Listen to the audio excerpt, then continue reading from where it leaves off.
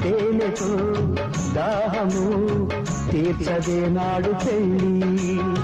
త్యాగమే ఊపిరై ఆడదయ్యేను తల్లి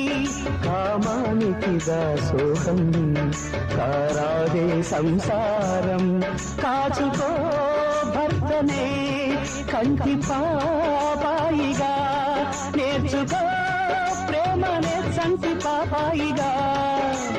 మన్నిల్చేది మనసిచ్చేది మగడే సోదరి సంసారం ఒక చదరంగం అనుబంధం ఒక గుణపాఠం ప్రేమే సంసారము